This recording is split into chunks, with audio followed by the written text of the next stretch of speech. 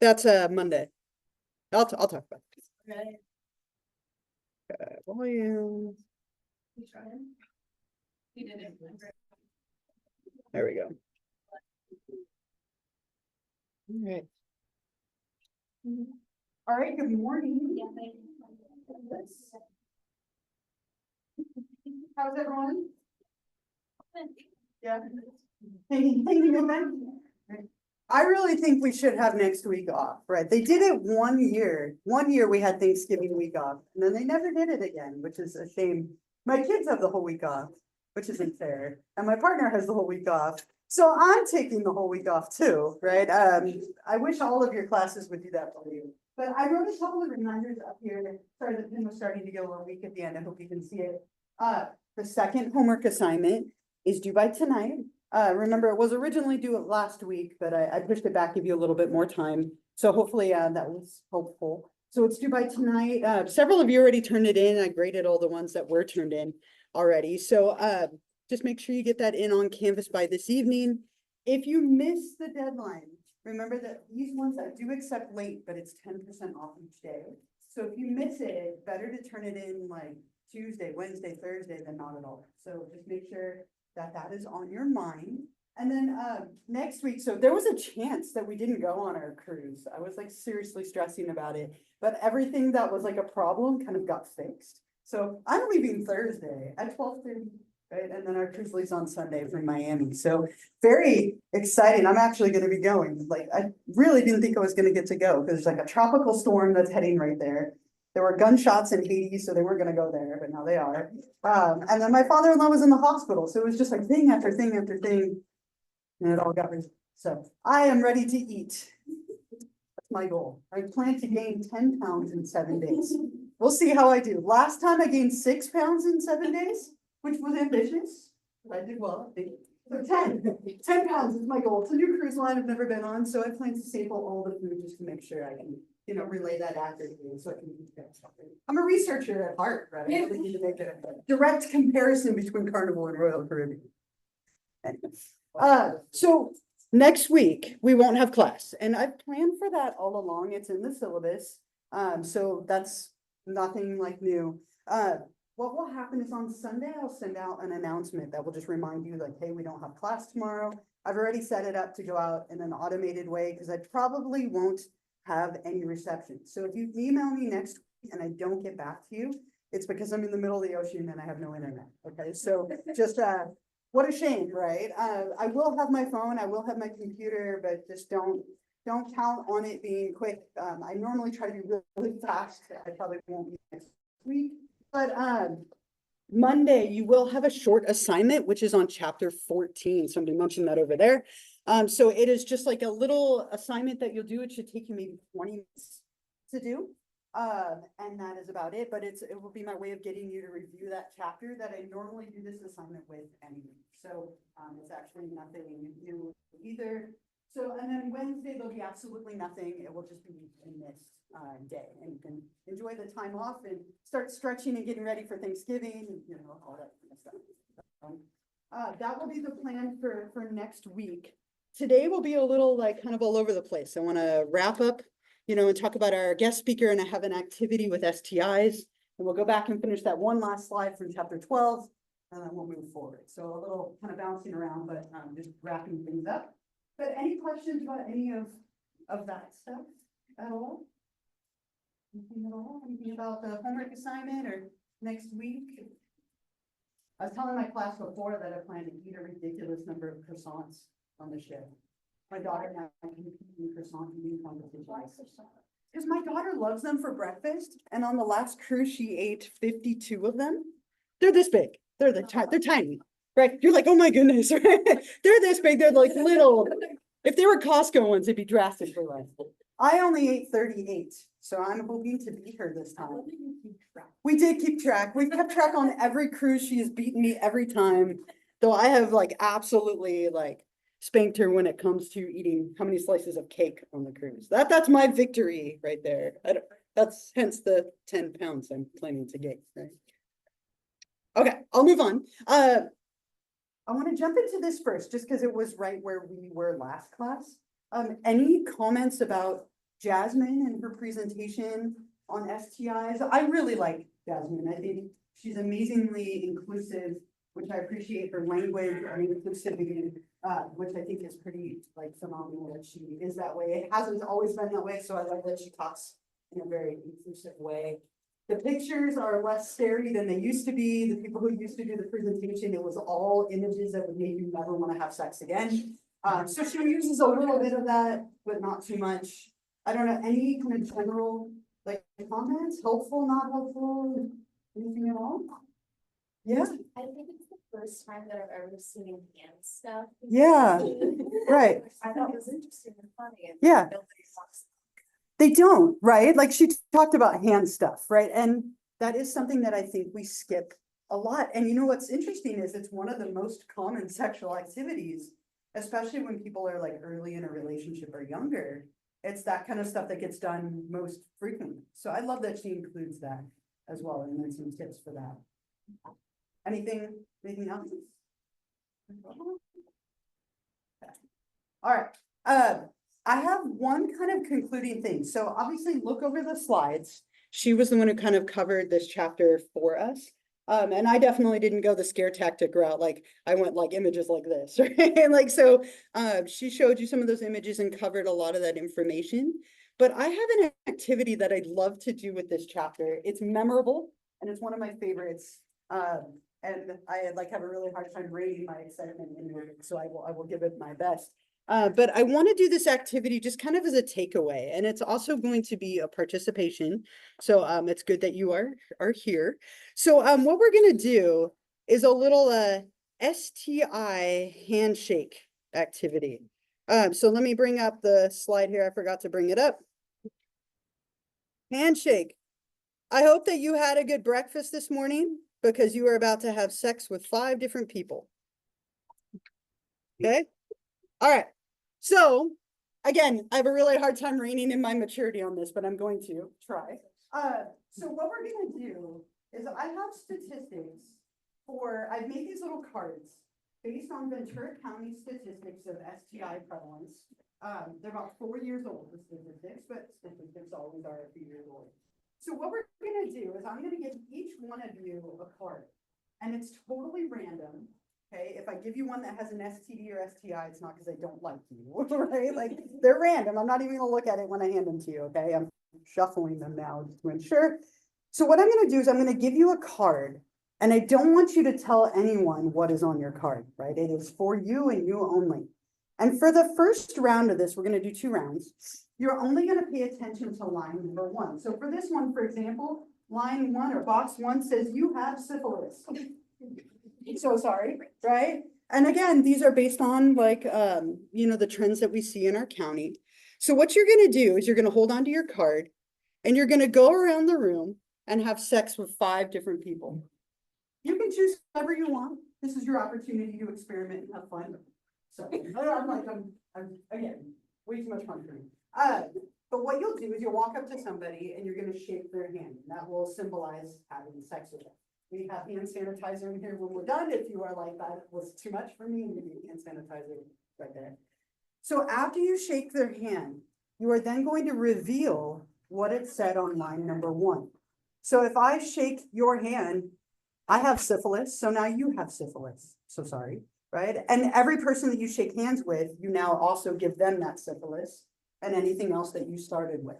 So you might start out STI or STD free. I would doubt this that you will still do. So this one, what we'll do afterward is I'm going to put up a couple of questions. I want you to just jot down a couple of thoughts. You're going to be turning that in.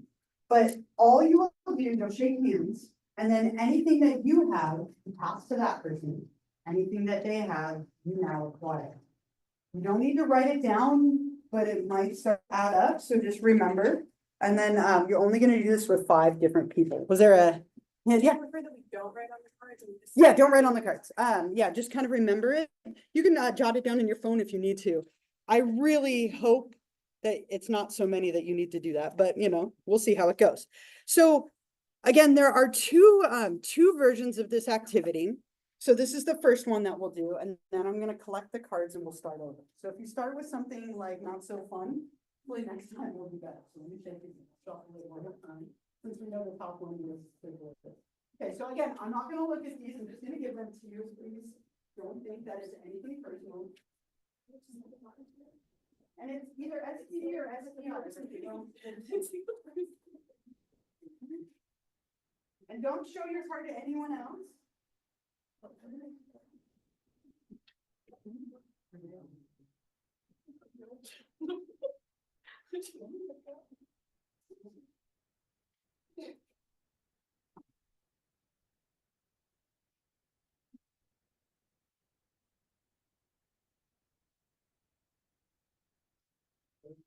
this one, did I give you two? I wanted you to have double of everything. Are you scared? Don't think me yet. All right. And here you go. Okay, does everyone have a card? Okay, so again, what I want you to do, get up, right? Get up, shake hands with 5 people, and again, anything that you have, you pass on, anything that they have, you acquire. Okay, and then I'm gonna put up a couple of questions when you're done, for you to just kind of jot down a few responses to, and we'll talk about it, okay? So here are the questions, I love the picture. Here are the questions, but go ahead, get up, 5 different people, whoever you want, and then we'll go from there.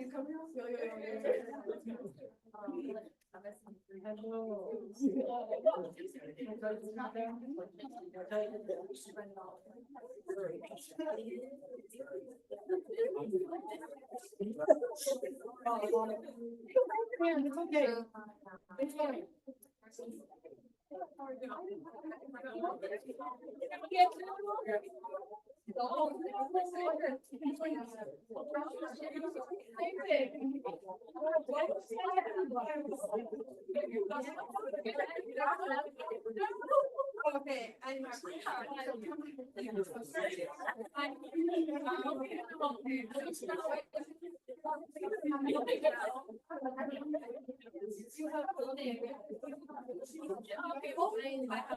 Okay,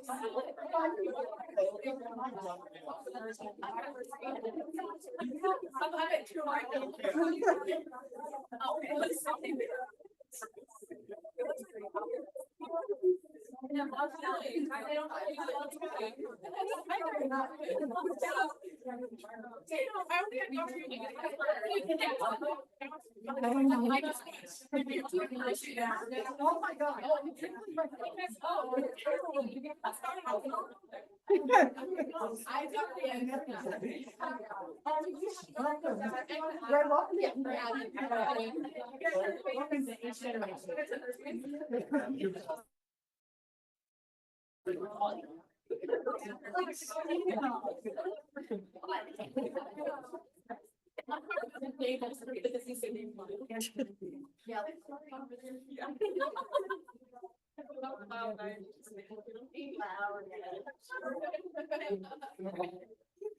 Yeah, I don't blame you.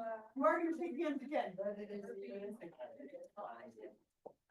All right, so before we talk about it, because I'm dying to know, right? But what was your status when you started? What was your status at the end? And if you have any comments, I'll give you just a couple of minutes. And then we'll talk about it together before we do part 2. And if you want to hand your cards up, I'm gonna give you a fresh start, which may or may not be a good thing.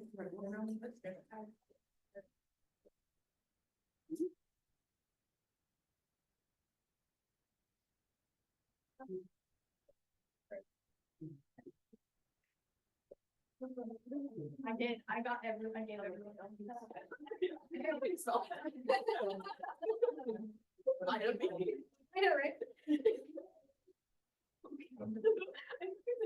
Yeah.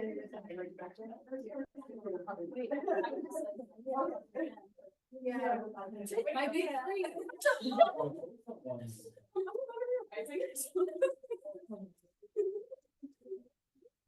So you don't need to write a lot, but I'll give you a minute or 2. I don't want to look at it. Oh, wait, there you go. Upset. Upset. Disappointed. Olivia. There's an H in there. Literally.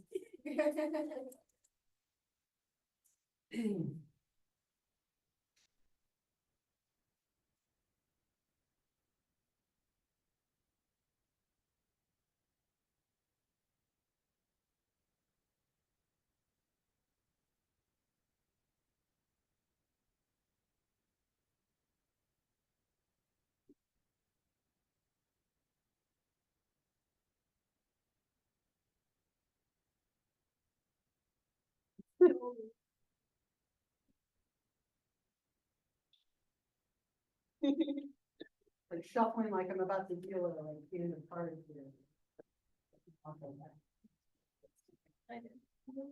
Can you do that again? It's really hard.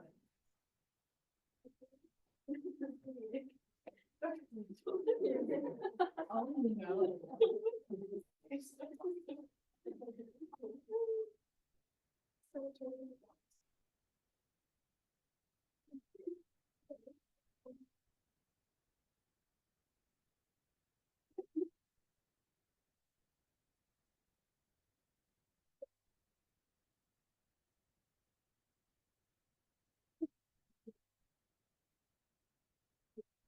All right, so if you're still writing, that's fine, but let's talk about it for just a minute. How many of you, by show of hands, started out STD, STI free?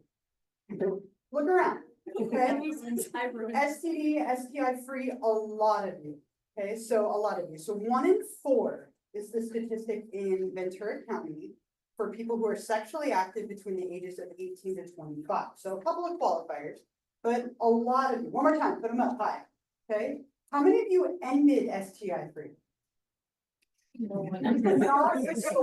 Right? So how many of you ended with 1? Okay, consider yourselves lucky, right? How many of you ended with 2? 3? 4 or more? Okay, that's good, right? No. Okay, so what do you think? Do you think this is realistic or not? Like, what do you think? Do you think this is scary and realistic or not quite? Or do you see any any thoughts? Yeah. There's a way smaller pool of people, so I feel like it kind of detracted like that. Okay. But also, maybe it's the same. It's a little scary though. Yeah, let's hope it's not. Yeah. Right? So there's, and then we go here and then I'll go back to. I was gonna say, I think like the shake of the hands, obviously, like that's dramatic, like it doesn't happen like that, but I do think that it does spread easily. I remember in health class, my teacher did like a pyramid, how like even if you have sex with one person, that person could have had sex with one and they could have had 2 and then Yeah. right? So I feel like it really is that like spread. And it's a frightening thought, but when you have sex with somebody, you're having sex with everyone they've ever had sex with anyway, right? If they have a disease from somebody else or diseases from somebody else, right, you now have a chance of acquiring them, right? So it can kind of compound in that way, in a very like frightening way. Yeah, did you have a thought? I don't know how many people decide to stay in their groups on the side of the room or go across and infect on that side of the room. Like I did. I want to infect them, so. Okay, well, you get another chance at it in a minute here. And you can meet all new people, or if it went well for you the first time, feel free to go again, all right? Again, right, I have way too much fun with this. So one of the key things about what you just did, none of you did anything to protect yourself, not a soul, okay, like not one, right? And that was on purpose. I wanted you to see if none of you did anything to protect yourself, how fast this would spread. Okay, so now we're gonna do it a little bit differently.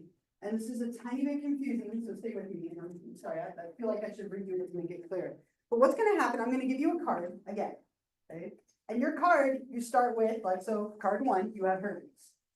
But this time, when you shake hands with those 5 people, you're gonna follow your rule that it says for number 2. And these are gonna be things like you had a conversation so you don't contract any STDs or STIs. So if that's your rule and you shake hands with somebody who had gonorrhea, you don't acquire their gonorrhea. Okay, so you follow your rule, they follow their rule. Another one might be you didn't use protection if they had an STD, you now have an STD. Or, this one, you used protection, you didn't contract anything. Lucky break, you didn't contract anything. So you're gonna follow your rule on line number 2. So the one part that, I think that's pretty clear, right? Does that make sense so far? But what I want you to do, just so that you get a chance to have different rules, is you're gonna switch cards with the person after you have sex with them, after you shake their hand. And you still have the same status from line number 1, but now you have a new rule to follow for line number 2. Okay, does that make sense? Right, and I know it's a little like, it's like, write it all out on one card, but it's like the cards are being complicated. So shake hands with somebody, right, and whether or not you acquire their STD depends on what it says for line 2. Okay, then you switch cards and go on to the next person. Don't change your STD, STI status, it's the same, now you're just paying attention to the rule on the card. That way some of you have like, you used protection, you didn't use protection, you had a conversation and so on. I would expect that the results will be a little bit different this time, because you're doing things to protect yourself, which a lot of people do, right? And so it hopefully won't be as dramatic. So just the rules that I just put up here, rules I just set are up here. So I'm gonna hand out the cards, and again, totally random, same group of cards, okay, the exact same group. So we'll see how it turns out this time.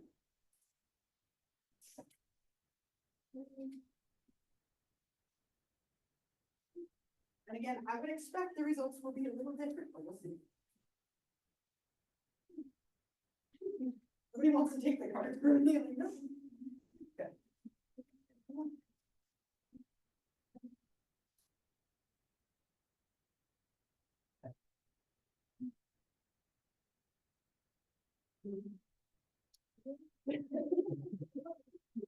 No, not to go over there. Bro. So I hope not. Okay, so when you're ready, go ahead, and again, you can choose different people or the same people. I gave out the same cards, but in a different order. You retain your line 1, but switch so that you get different rules, okay? If you get confused, I'd be happy to help. Okay, go ahead, get up, do it again. And this is the last time you shake hands, so. You don't have guns.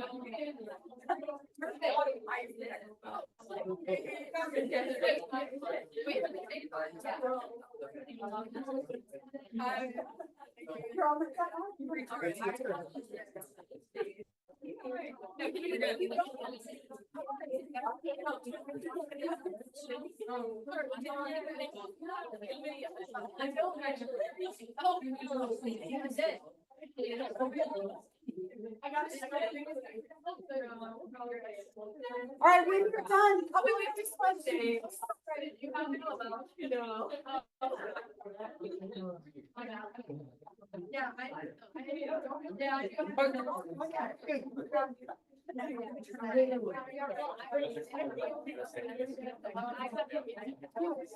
yeah, as soon as we're done, I want I have the same feeling.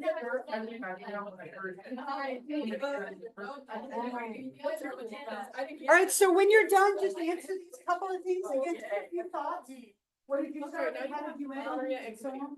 My bad. I didn't. Sorry. Wait. pass your cards up to the front. You are done shaking hands. You don't need your card anymore. Yeah, I don't, yeah, me too. I didn't even do it and I did the hand sanitizing.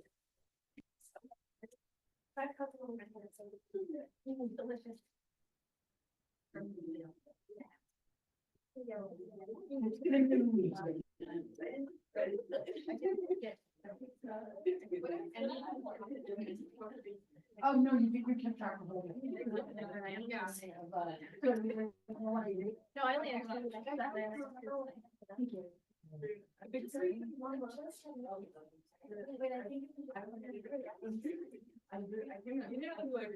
downgraded. Yeah. I downgraded. Okay. Well, she downgraded because you got to the. I know, okay, I feel like we're good. I got demoted. Oh my god, I wanted to take that.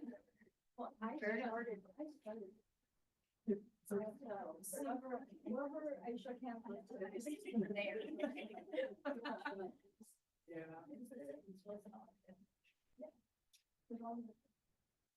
So when your friends, family, partner, whoever asks you what you did in class. Sex with 10 people. Please don't say that. I could get in trouble for that, actually. Not really. I mean, it would be fun. It would be fun. A lot of things. Us, Good. Thank you.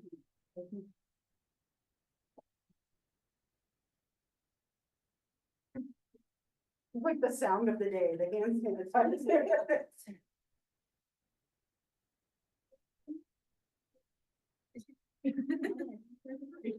I give you just another minute, then we can talk about it.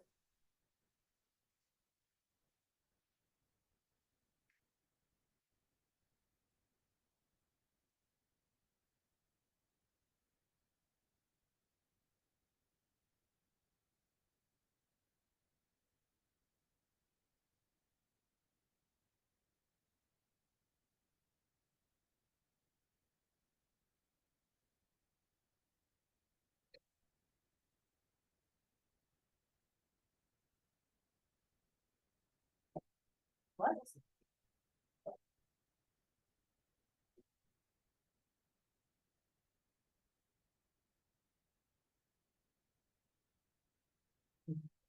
Right, well, a lot of you looked at, how many of you started out STD, STI free this time? That's your audience. Hey, how many of you ended STD, STI free? That's a much, what about five? Let's see. That's a much, on this side of the room, I infected all this badly, sorry about that. That's a much better number, right? That's more, that's less scary, that's more realistic, I think, hopefully. What do you think? Do you think that's more or less realistic? Yeah. Yeah, Yeah. because a lot of people do have discussions before they have sex with somebody. You know, do you have an STD or an STI, right? Do we need to use protection? A lot of people have used protection, they use condoms or dental dams or whatever it might be, right? So if you do those things to protect yourself, you drastically reduce your risk of acquiring an STD or STI. Right, and that's just kind of my takeaway from this activity, other than being like wildly amusing, right? And I hope you found it amusing as well. I think that like people don't see how fast these can spread if you don't take any action to protect yourself. Right, so we had a lot of people the second round end STD, STI free. How many of you ended with one? Anyone end with more than one? Okay, more than two? Oh, okay, more than three? Okay, so we still didn't have any fours, okay? But the number of people who had one, two, or three, way less than the first round, right? You didn't have to remember as many this time, hopefully. So, I don't know, any other comments or thoughts before I collect those from you? Anything else related to this? Okay, if you want to pass this forward, make sure your first and last name is on there so I can give you credit for your activity.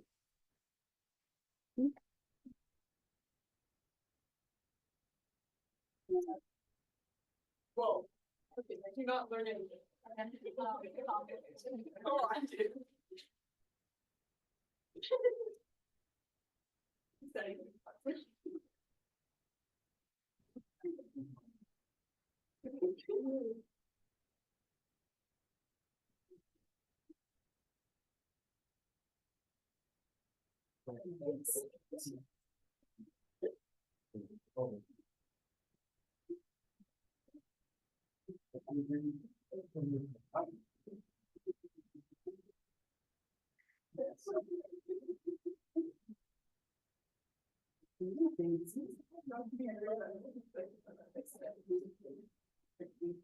Anybody else? Other takers? Yeah. Okay, so last thoughts with this chapter. Okay, so, and these are things that Jasmine talked a lot about, right? She talked about how to use protection, how to prevent, getting some of these STIs. But just a few things, and some of these were things that you did in that activity, but these are things that tend to help with preventing STIs. Right? And obviously, making efforts can make a huge difference, right? So things like abstinence.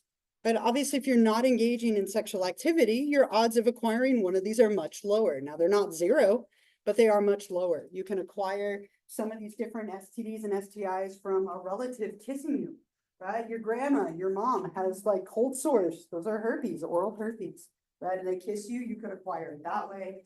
That happens more than you think, but that happens a fair amount. Hot tubs, right? Different environments, toilet seats, right? So there are definitely ways you can acquire these outside of sex, but abstinence drastically reduces your odds. Being disease-free and monogamous, right? So if you're in a monogamous relationship and the two of you are both disease-free and you're only sexually active with each other, that obviously decreases your risk. Assessing your risk status and your partners, maybe even getting tested, right? So getting tested is an interesting thing to do as one of the homework assignment options if you were interested.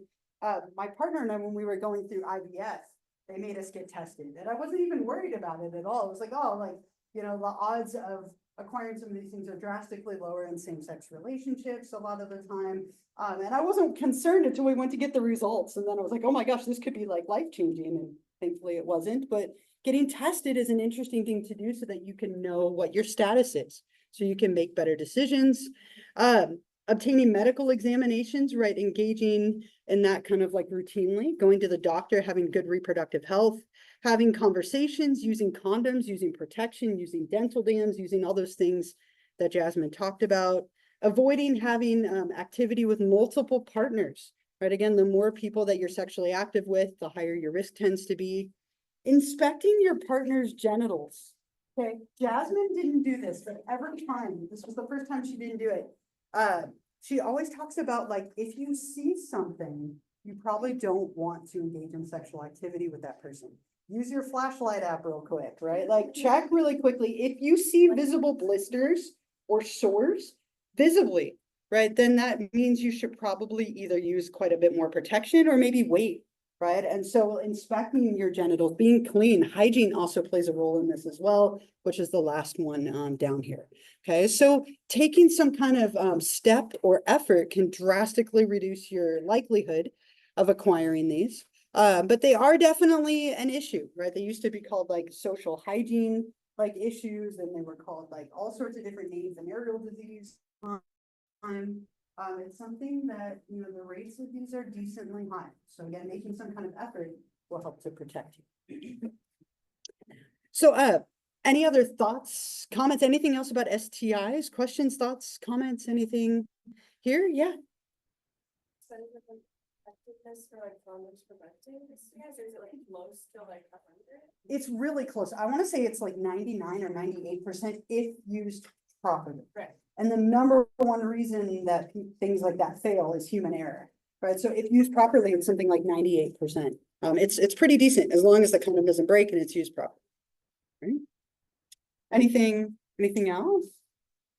They were talking about vaccines. So my daughter, it was interesting.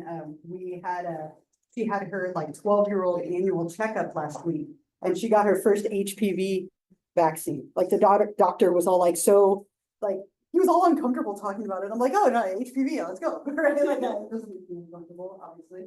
And he's like, oh, thank goodness. Some people are really weird about this. And I'm like, no, we've already talked about it, like going in. But she had her first like HPV vaccine last week. She said it hurt really bad. She's 12. So these are things that you can do vaccinations for starting at a young age. And that also could help reduce your risk for acquiring. So all right. So let's move on from this. I know seems like a long time ago, but we had one slide left with chapter 12. So I just want to circle back to that. So I didn't leave that out because I don't ever want to forget. So we talked a lot about like childbirth and non-traditional childbirth and so on. And I just wanted to mention this last slide before we close up that chapter. Okay? And that's that after childbirth section. So we talked about the postpartum period. We talked about postpartum depression being much less common than the baby blues, which are very frequent and common. But the last thing was breastfeeding, right? And so I just want to touch on that and then sex after birth a tiny bit. Breastfeeding is typically very strongly encouraged after childbirth, right? It's encouraged by, insurance companies, the hospitals and doctors will encourage it. The American Pediatric Academy and Society will encourage it. There are a lot of benefits to breastfeeding, right? One big one, it's free, right? Formula is incredibly expensive, right? Babies consume a lot. And so if you're breastfeeding, there's no cost to that. It's something that your body is naturally producing. So it does tend to obviously be free. It boosts the immune system. There's a lot of antibodies that go to babies through the breast milk. And it's thought to be a really powerful boost to their immune system.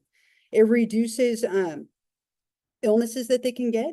It also plays a big role in bonding, right? That baby is against your skin to skin contact, right? And so bonding and connecting with that baby tends to be something that's also a benefit or advantage of breastfeeding. It's a natural laxative, right? So it tends to help move things through the baby's system faster. It also reduces the risk of something called SIDS. SIDS is something that scared me so much as a new parent. Sudden infant death syndrome. It is a very bizarre and somewhat rare thing.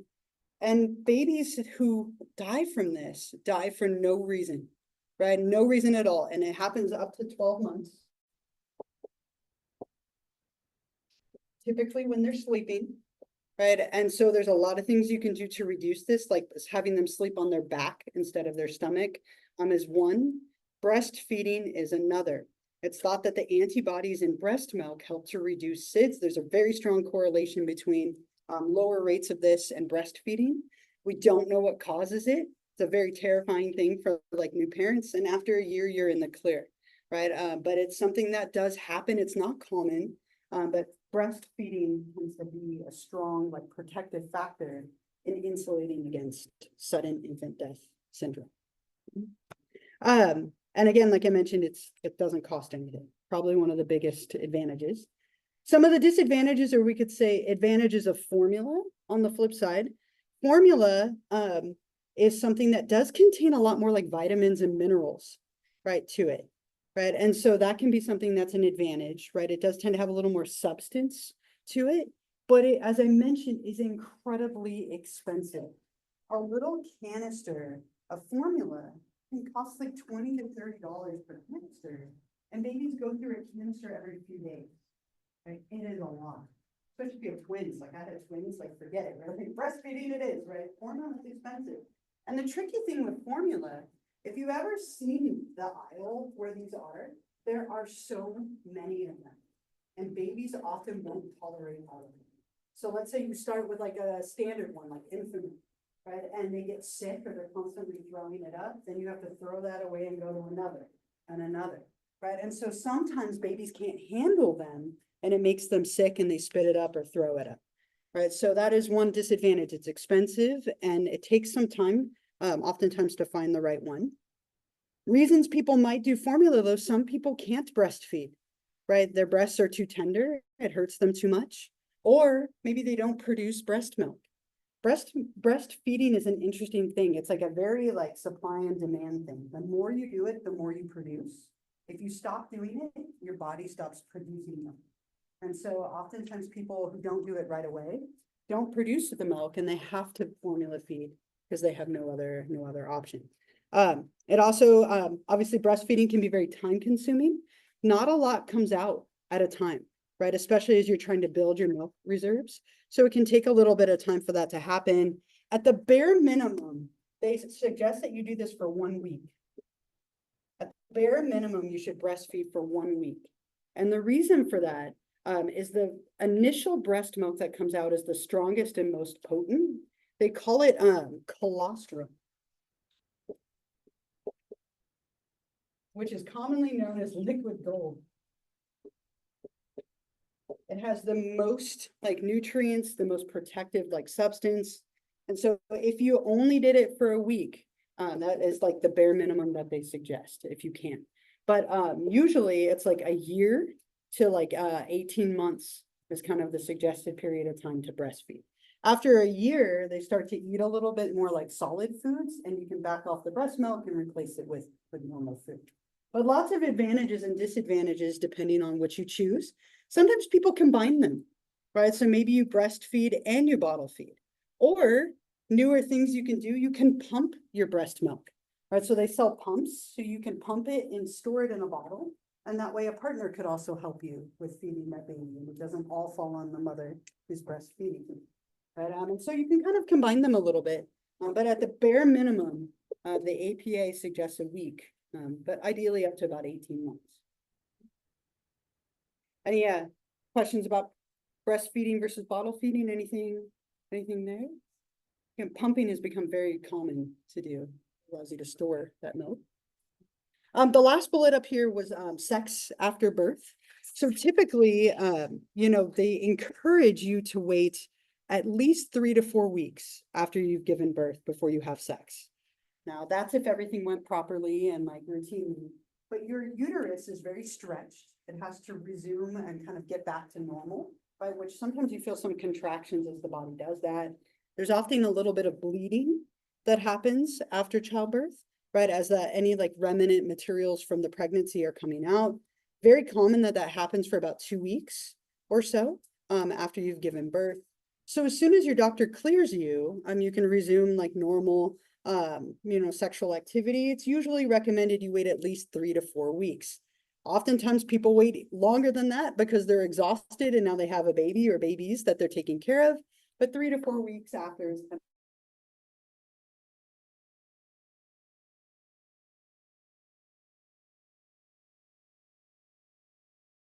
of the minimum. We can give you that information. Felt like it was important to still cover. Any thoughts, questions, anything else related to pregnancy before we close down? Let's close that up. All right. So the next chapter on our list is 16, and we'll start this today. We won't obviously get through it, but we'll start it. And this one has to do with like typical versus atypical sexual behavior, paraphilia, sex addiction, kind of a shorter chapter in a sense that it's a lot of examples, but we'll talk about like what is typical versus atypical. And that is a very difficult thing to define, right? And it varies from person to person. And that's where we'll start here. So these are kind of varieties of sexual expression.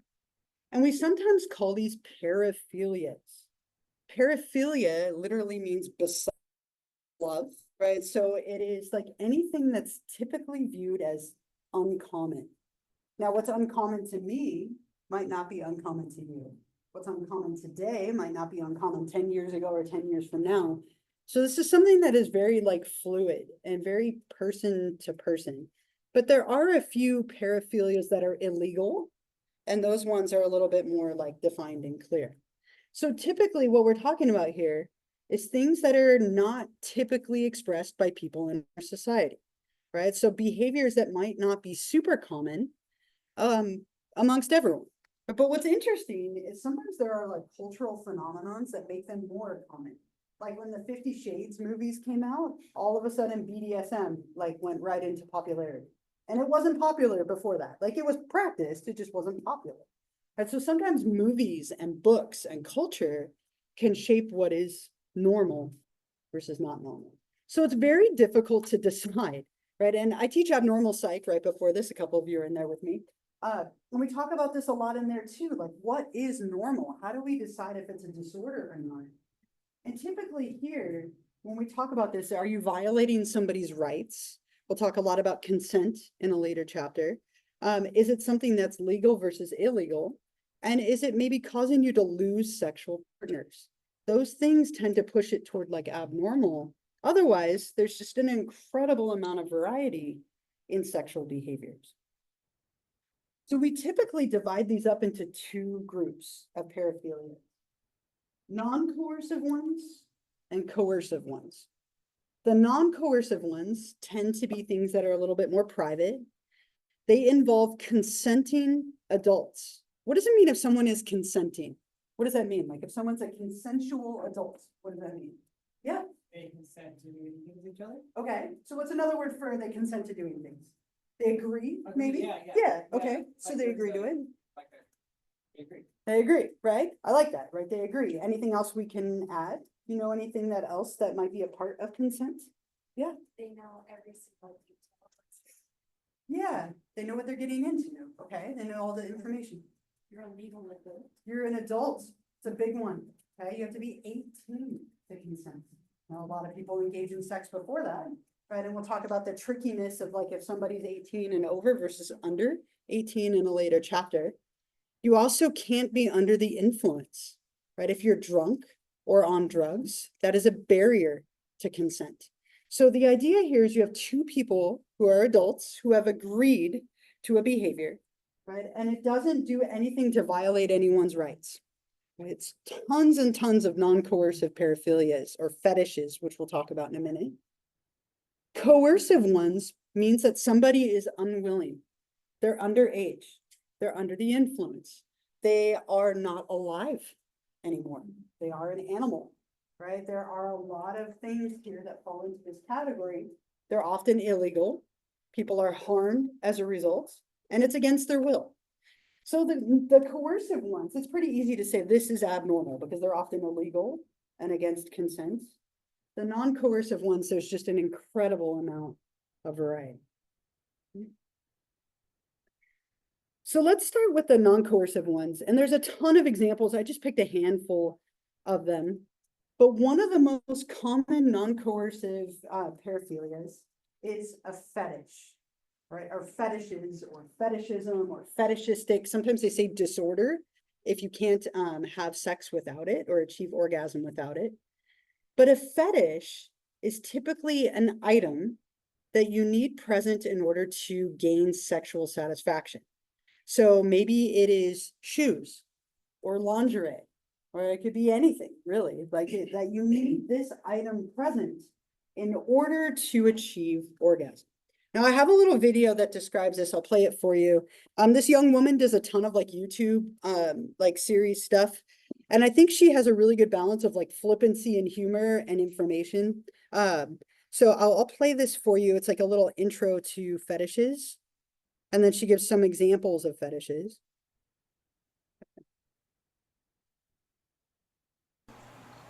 Okay. She can be a little on, and her points on how they begin is also, they're also really accurate. So a lot of conditioning that takes place with fetishes. And it can be something that you learn very young, or it can be something that develops in a relationship. Let's say that every single time you engage in sexual activity with your partner, there's like a foot massage that starts before, like they're massaging your feet, and then that leads to sexual activity. Through classical conditioning, all of a sudden your feet can become arousing when they're touched for you, right? And that's something that can happen. Maybe you only get aroused when somebody is wearing high heels or lingerie, or like a certain item of clothing, or it's a certain part of their body that you're fixated on. These are really, really common. And it's a little different from a preference. Like a lot of people have sexual preferences of things that you like, you know, maybe you like to be touched or like to happen. This is like you cannot achieve orgasm without that item or part of the body. And that's when it becomes a disorder. Right? When it's interfering and you can't have sexual activity without that being stimulated, that's when it transitions to something like more problematic. But lots and lots of very common fetish, a relatively common non-coercive paraphilia, right? Nothing wrong with these, especially if a partner doesn't mind, then it's not problematic in the slightest. Any thoughts thoughts or comments or anything? Questions, thoughts, comments? I shouldn't say, I don't know if I should say stories, but thoughts, comments or anything here. One other one, and this one's a little different and commonly like confused, transvestic fetishism, right? So obviously this is very different than being transgender or transsexual or like wearing the clothing of the opposite sex for identity. This is when you obtain sexual arousal from wearing the clothing of the opposite sex. So it's specific to arousal, nothing to do with identity. So very different from being like a cross-dresser or someone who's like a drag queen or a drag king or someone who's transgendered or transsexual. This is wearing clothing of the opposite sex as a way to become aroused. So stereotypically, that could be a woman who wears like a man's boxers or underwear as a part of like sex, and that is what arouses them. Or like a man who wears women's lingerie or wants to masturbate with women's lingerie. So it has to do specifically with sexual arousal from wearing something of the opposite sex. So again, also a non-coercive paraphilia. Relatively common that people dress up or wear certain outfits or pieces of clothing as part of sex, right? That's not an uncommon practice. I mentioned this a moment ago. Another very common non-coercive paraphilia is the realm of like BDSM. And this wasn't super common, but it is now. And again, thanks probably to the 50 Shades books and movies, which I watched and read, just for research, just so I could be up to date, right? My partner's like, why are you reading that? Like, don't read that. And I'm like, I have to for class, right? But S&M or BDSM, right? A lot of different terms here. S&M stands for sadomasochistic behavior.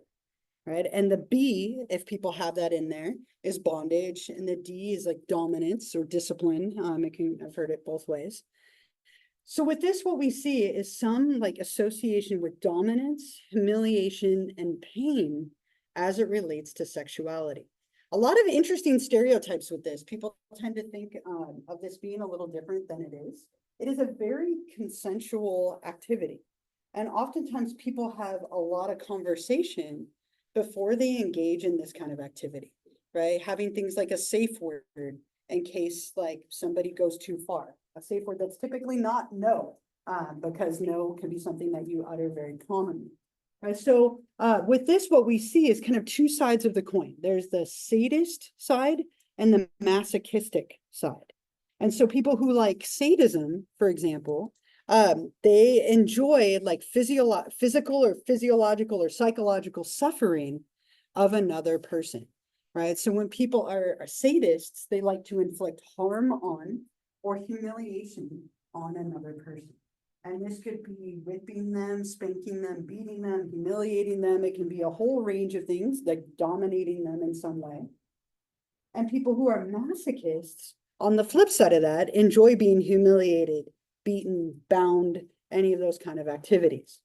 So if you are someone who really wants to be beaten, bound, humiliated, and like kind of have that pain, and you have a partner who enjoys doing those things, there is nothing wrong with that, right? I would say you found a happy match, right? Like, so if you have somebody who likes to do this and somebody who likes it being done to them, no issues.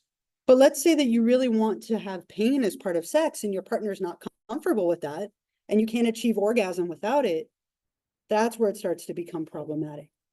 And so you can combine these together, right? And sometimes people go to like services to get these things, right? It doesn't always have to include intercourse or sex. It could be more of like being dominated and humiliated as part of it. It doesn't always have to include sex. Yeah. Yeah, so typically, so she said, where's consensual and not consensual? So the idea is ahead of time that you typically draw out rules, right, of what you're okay with and not, right? And like in the 50 Shades, right, they have a contract, literally a contract, right? And people often make a verbal contract of I am okay with you doing this, but not this, right? Or I'm okay with this, but not this activity. And then typically having a safe word of this is where I want you to stop. And as I mentioned, there's an incredible amount of conversation that usually takes place in this ahead of time of I like to be harmed in this way, but not this way, right? And if you have that conversation, it's gonna go much better than if you don't, right? So this tends to be, it falls into the non-coercive, tends to be a very consensual activity. The trick, or like the tricky part, is when you don't have partners who both enjoy it. That's where it starts to get problematic, right? Like if your partner really wants to be hurt and humiliated or teased or like burned or whatever it might be, like as part of sex, and you're not comfortable with that, that's where it causes problems. Because.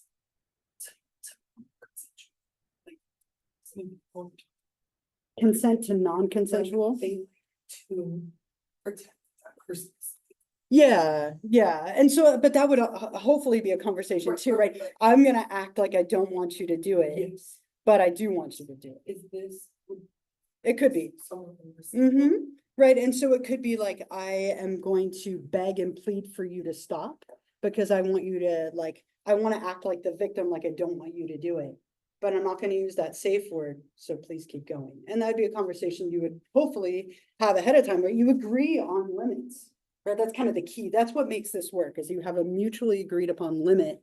And that could be one of them, right? Like, I want you to like have like that sexual like coercion in a way, right? Violate my rights, but I'm actually okay with it. That could be part of it. Other thoughts or comments or questions or anything else here for the moment? Bondage is often a big part of this. Gagging people, tying people up. You know, those are things that can sometimes go along with this type of behavior. It's really common. Handcuffs or being bound or tied in some way. Where this can get a little dangerous, is there something called autoerotic asphyxia? And sometimes as part of BDSM behavior, people will choke or restrict the airflow of another person. This can get dangerous, right? And this is where people sometimes go too far. You know, there's a lot of like gags and masks. Some of you went to the sex shops for your homework assignment, and we're writing about some of the like masks and gags and things that they had there. Relatively common to see that as part of this behavior.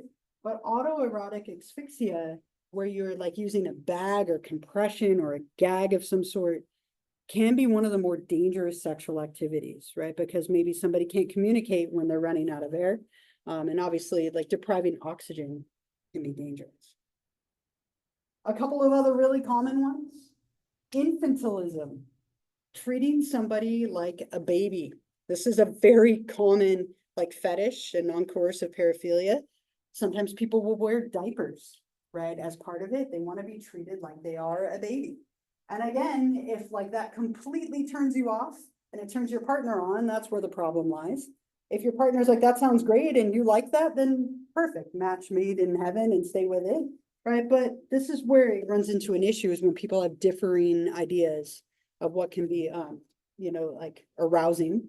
Another really common one, urophilia and coprophilia, right? Contact with urine or feces, right? And I see some of you shaking your head. Again, like if this is something that arouses you and it doesn't arouse your partner, that's the issue, right? Where people run into a problem. This is sometimes known as water sports or golden showers. So next time someone asks you, do you like water sports? Clarify. You know, so urophilia is when people become aroused from either urinating on someone else or being urinated on, right? Much more common than coprophilia, which has to do with like being defecated on. Okay, so there's a ton of these. These are some of the more common ones, but the essence with every single one of these is that they are consensual. You want this to happen. Your partner's okay with it. You have agreed upon it. You're not violating anyone's rights, right? They're all consenting activities. Like the act, and then the one in parentheses is like the disorder. Yeah, right. So like they call it like scatophagia is like the technical name for doing that activity. And then the coprophilia would be the name. Yeah, yeah. So they sometimes go by two names. They're used pretty interchangeably, to be honest. Any other questions, thoughts, comments, anything else here? Expanding your world of sexual activities today, right? Sorry. Should have told you about all these before the handshake. Just kidding. All right, these ones, right, are against your will. right? And so these ones are a little more black and white, right? The coercive paraphilias are the ones that are against your will. You're violating somebody else's rights. They have not given their consent. They do not want this behavior to happen. One of the most common ones is exhibitionistic disorder, where people are like flashing you or exposing themselves to you, right? And I was so excited to find this little like gift that animates, right? I was in San Francisco. I can't remember if I told you this or it was my other class. I was in San Francisco for a conference, and we were walking to the conference as a group of psychology faculty. And we walked by this guy on the corner dressed as Santa. It was like this time of year, so I didn't think anything of it. And as we walked by him, he flashed all of us, right? I was an unwilling participant in that moment, right? I did not want to see that. And I was like, oh, it was such a memorable, San Francisco is always memorable. But that would be an example of flashing, right? He flashed us. He was completely naked under his like Santa robe, right? And none of us wanted to see that. Right? And the hardest part about this is you have to not react, right? Because what they are aroused by is your horrified, disgusted reaction. Oftentimes, this person will masturbate later to the image of you being disgusted and horrified by what they did. So if you react like not at all, it kind of diffuses the situation and they won't think about you later, right? And so like two of my colleagues reacted strongly. I was just like, okay, and kept walking, right? Like, so it's just, you have to try and not be disgusted. That will diffuse it very quickly. Yeah. I was just gonna ask, was it SantaCon? It was that what?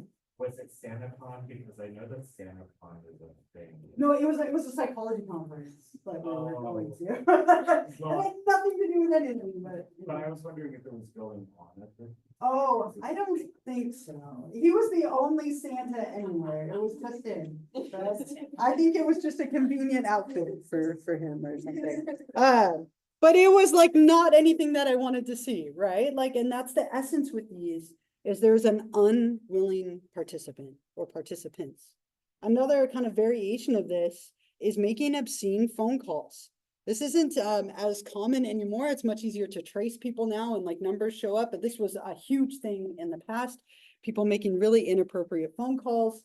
I love this. I need a second opinion. Is this an obscene phone call or a patient with a respiratory problem? Right? It could be like deep breathing or like moaning or saying inappropriate things over the phone. And again, the best way to respond is I think you have the wrong number and hang up. Right? If you're disgusted and you yell at them and you rise, like it gets a rise out of you, they'll keep doing it. They'll keep calling you. They'll keep like committing that behavior. Right? So the best way to diffuse a lot of these is to just not react, as hard as that is to do. Another really common one, voyeurism. Right? So looking at people or watching people without their consent, this one has gotten hugely more popular. Right? With how small cameras are, how easy it is to hide cameras everywhere. This is constantly in the news. Cameras being found in bathrooms and dressing rooms and things all over the place. People watching you without your consent. So it could be watching through the window, or a keyhole was kind of the old standby of this. But now it tends to be more like cameras and hidden recordings. People putting something on their shoe and looking up women's skirts, or recording people as they're getting changed in a dressing room. And it's often something, again, that they are looking for your horrified reaction. It's that like hidden element. A degree of voyeurism is pretty popular in our culture, but when it's against somebody's will, it's illegal, right? You can go to jail for this, right? It is an illegal paraphilia that is coercive in nature. I'm trying to remember, there was a story, I read it, like it was like last week. I can't remember where it was. There was it was dressing rooms at like a relatively common, like popular place that they found hidden cameras in. Again, it's something that makes the news like a fair amount of the time. So I think what I'm gonna stop here because we're at 11:10 almost. And so what we'll do next time is we'll pick up with pedophilia or pedophilic disorder. There's a few more things in this chapter, and then we move on to chapter 17. Kind of shorter chapters here at the end, but a lot of information. Please don't forget about the homework assignment that's due by tonight. And then I also wrote up there about next week. Have a wonderful rest of the day, and I will see you all on Wednesday.